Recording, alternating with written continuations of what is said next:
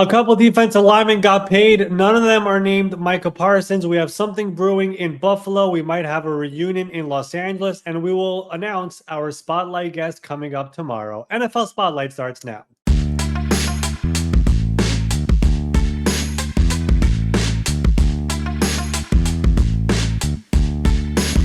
Welcome in. It is the Monday, August 4 edition of the NFL Spotlight Show. I am your host, Ari Meirov. All 32 NFL teams will officially have preseason week 1 starting this week, Thursday, Friday, Saturday, Sunday, all of it coming up over here. Over the weekend, we had a lot of news happening over this weekend with a massive trade request in Dallas after a big trade request in Washington. We have a lot to cover here on NFL Spotlight. Let me bring in my good friend Ben Allen. Ben, what is going on? I hope the weekend was great. Yeah, it was lovely. It was probably better than the chaos that's going on for Micah Parsons right now. It was so funny when we were going through what topics do we need to hit today. We did our breaking news on Friday. I totally spaced that we haven't done a full episode yet on Micah. So I was like, oh yeah, that seems like there's probably some updates to give. Because not only do we know now that Micah Parsons is frustrated, he put out his statement. He wants a trade request. We'll see what that actually means. We've now heard from Jerry as well. Because Jerry's literally telling the fans, don't lose sleep about this. This is just negotiations. Nothing's going to happen. Nothing to see here. You know, downplaying the whole situation. Well, we've made it through the weekend now. It's Monday. Do fans need to be losing sleep over this? Is there any other momentum on a deal being done? Where are we at with all this? Yeah, so no, we obviously did our breaking news reaction on Friday as soon as it happened. So I'm not going to lay through all the details again, but Micah Parsons gave us one of the more lengthier statements and explanations as to what is going on over here. And there's nothing's going to happen here until Jerry Jones, Stephen Jones, Adam, who does their cap there and their contracts in Dallas, actually speak to the agent here and David Mulugeta. And the reality is they have spoken to David Mulugeta this offseason about other stuff, like when they traded for George Pickens. That is his client. They spoke to him. But when it's Micah Parsons and that element of it, they've not had much discussion. And nothing is really going to change until that happens. So as we've learned in the NFL over recent years and this offseason alone, the nuclear button is pressing the trade request, which Myles Garrett did, which Trey Hendrickson did, which Terry McLaurin just did, which Micah Parsons just did as well. It's more about getting the pressure out there and making the fan base kind of turn on the team, which if you saw over the weekend, Dallas Cowboys training camp in Oxnard, California, a bunch of signs started popping out there with pay 11, pay Micah, Jerry, sell the team. Like, you're going to see that stuff out there. Now, Jerry is a believer that all coverage is good coverage. So he's enjoying all this. It's great for him. Like he told the media, don't lose sleep over this. He also took a shot at Des Bryant and Jay-Z, which Jay-Z responded to because Jay-Z was his agent once upon a time. And Jerry made it sound like he negotiated directly with Des Bryant without Jay-Z, which there was a whole statement out of that. I guarantee you Jerry is very, very happy about that as well because all the attention is on the Dallas Cowboys. This show is talking about Dallas. All the shows are talking about Dallas. It's great for him. But I don't really see a world where they trade him. It's just too many moving parts for it to happen. It's just too difficult for me to see it. Maybe something changes. And really the reality here is if Micah really wanted to make this uncomfortable, he should have done something by now after making that trade request. He should not have been out there at the practice field on Saturday. He should have not worn Cowboys gear. Something should have been different with the way he appeared there. So he's still there. I mean, look at Terry McLaurin. He requested a trade. There's a video going around of him shaking hands with the owner, Josh Harris. Like, it's not a real trade request if you're still buddy-buddy with the important people there. You know what I mean? So we'll see where this goes, but it's still in the same position. And if we've learned anything from Cowboys negotiations over the years, they let some things drag out. CeeDee Lamb, Dak Prescott, all those contracts, whenever they had franchise tag players, they always took it down to the final day. It's the way they operate. They love the attention. They love all of it. I still believe a deal will get done. I still believe the agent here, I know he hasn't had much communication there, but I think he's okay with it simply because he might be waiting for Aiden Hutchinson to get done. And I've heard there's some progress being done over there. So there's a reason to wait over here on Micah's side as well. But like he said in his statement, he wanted the deal done months ago. He was willing to take less, and it just didn't happen. So time cures everything. We still have 5 weeks until the NFL season starts, 4 weeks from this Thursday until the Cowboys open the year against the Eagles. I think something gets figured out, but right now it's a bit awkward and uncomfortable. Sure sounds like it. We're going to be definitely following this one as it goes along because Micah is potentially going to be breaking some records here. We don't need to belabor the point too much. If you did miss any of the extra details that Ari went through, go back on YouTube. We have a special video that went through all the details. Very, very useful for this situation.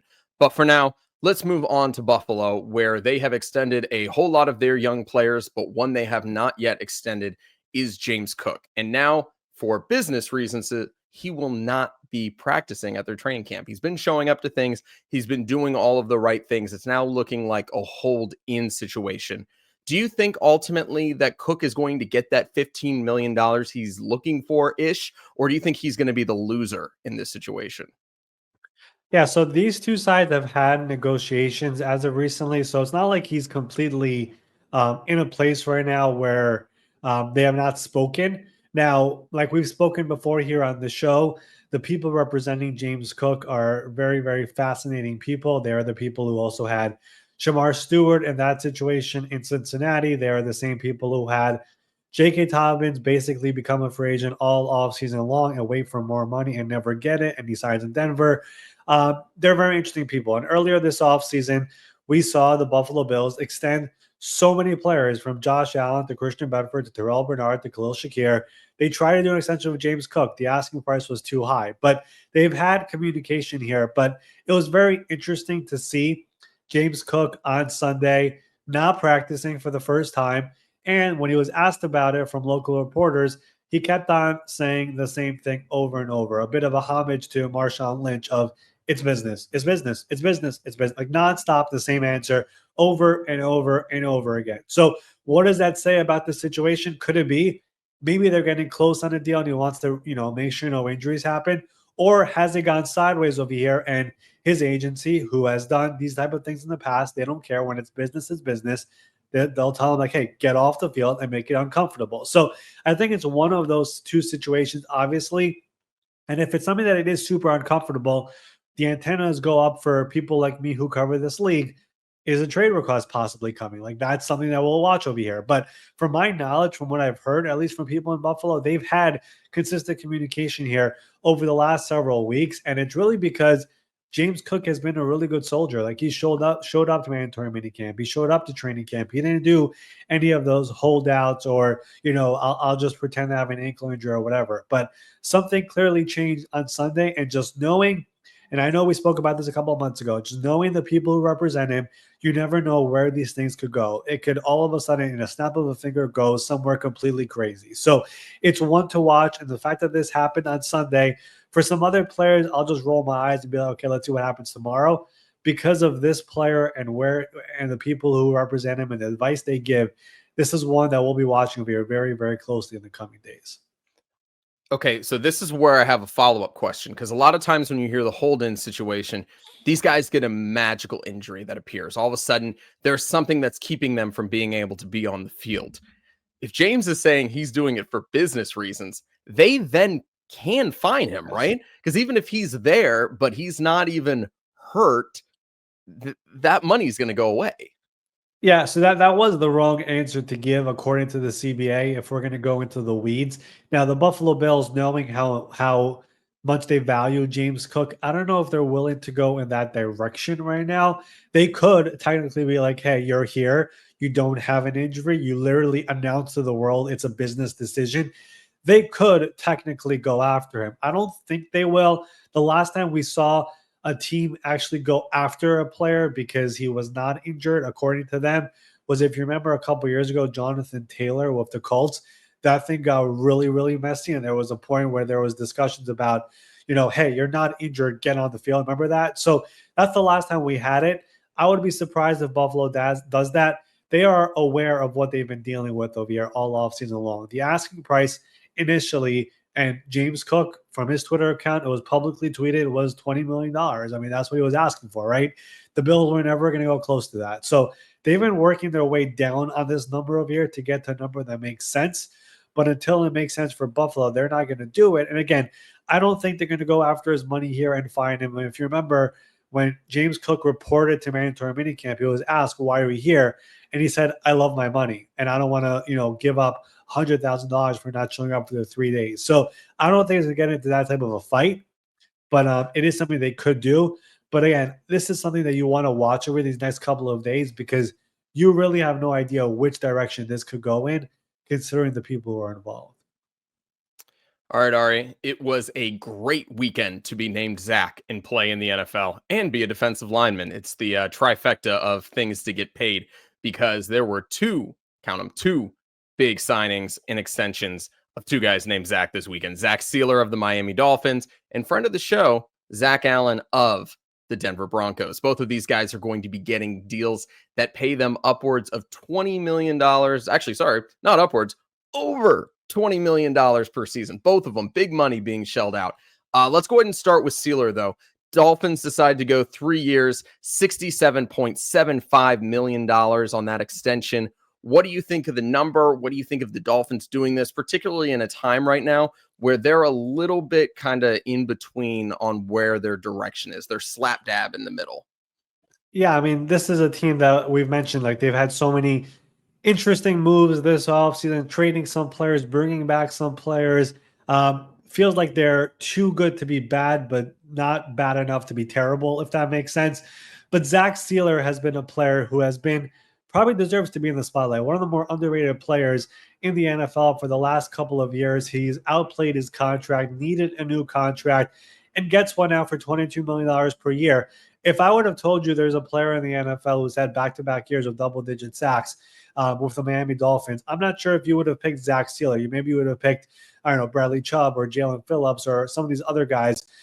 It's been Zack Seer. He's been unbelievable from them from the inside. It's part of the reason why they were okay with moving on from Christian Wilkins when they did last offseason, because they had so much confidence in him. And he has been a really, really cool story from a former 6th-round pick by the Ravens, moved on after a year, ends up in Miami, works his way into the rotation, becomes a full-time guy, and has been starting games consistently over the last 3 to 4 years. So he has been a really cool story, and this is the type of player that the Dolphins should be paying. I mean, we talked about this in the past, like these type of players who you've really developed and seen thrive in your system. Like we've seen them let go of so many players from the Javon Hollands and the Andrew Van Ginkles and Christian Wilkins and all those different players, Robert Hunt as well. These are the type of players you want to reward in your locker room, and they do it here with Zack Seer, who honestly I want to get him here on the show at some point. So he has an incredible story, and now he's getting paid as one of the top interior defensive linemen in football, and a contract that will average $22 million per year in base salary. A really, really cool story. All right, now let's move over to the Zack out there in Denver. What do you think of the Zack Allen contract? Well, the Zack who was on the show is Zack Allen. He was here a couple months ago on NFL Spotlight. Another really, really cool story as a guy who was picked in day 2 of the draft, picked by the Arizona Cardinals. Go back to watch the episode with him. His story is a really cool one because, first of all, he has been with the same defensive coordinator his entire career, from Vance Joseph in Arizona to Vance Joseph in Denver. And he has continued to excel year in and year out. And no player in the NFL from the interior had more quarterback pressures, quarterback hits last year.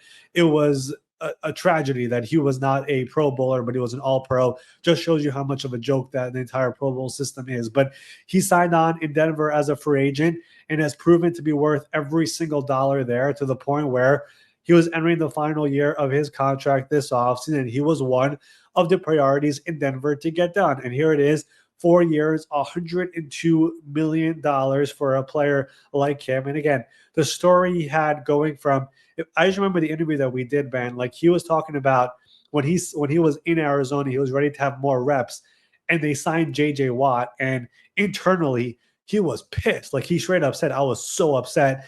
JJ's coming in. I won't have any reps. JJ coming in was the best thing to ever happen to him because he really taught him the intricacies of the NFL on the field, off the field. Eventually, Arizona lets him go, signs in Denver, and now here he is getting his second well-deserved payday. That entire Denver defense, I have a feeling they could be the number one defense in the NFL this year. And Zack is a very, very big part of that. It's the second big extension they've done over here over the last couple of weeks. Cortland Sutton and now Zach Allen. They have one more big one to get done. That is Nick Bonino, the pass rusher who had 13 and a half sacks, I believe, last year. Was a Pro Bowler, somebody who really, really thrived last year out of nowhere. He's up next over here to get paid in Denver. But like you said, Ben, a very, very good week to be a defensive lineman named Zack. Yep. And a lot of these teams bulking up like the Denver Broncos because you got to be able to keep up with everything going on in the AFC West. And another team in the AFC West is looking at one of their former guys potentially as an option to fill in for a guy that was also a former guy, Mike Williams, who just up and retired, after a short period of time. And that is all leading back to Keenan Allen. Keenan Allen was away from the team last year with the Chicago Bears, brought in over 700 receiving yards, over 7 touchdowns, but to this point has been riding the free agent market with not a ton of interest. Tell me if I'm wrong there, but he visited with his old team, the Los Angeles Chargers, on Friday. It's Monday now. Maybe by the time you're listening to this deal has already been done, but do you imagine that there's a real chance that he goes back there? And what is the overall interest for him? Yeah, there's been mutual interest in a reunion kind of all offseason long. And it's not that Keenan has had no interest at all. He has had interest. The Steelers have consistently checked in with him, but he purposely wanted to wait until training camp to see the landscape of the NFL receivers and where every team is. And Mike Williams retiring, that was a big deal there in LA. I mean, they signed him to return to LA, a 1-year deal, about $4 million. Now there is that void. And LA's receiving corps, it's a very interesting one because you have obviously Ladd McConkey, who is awesome. You drafted Trey Harris in the second round.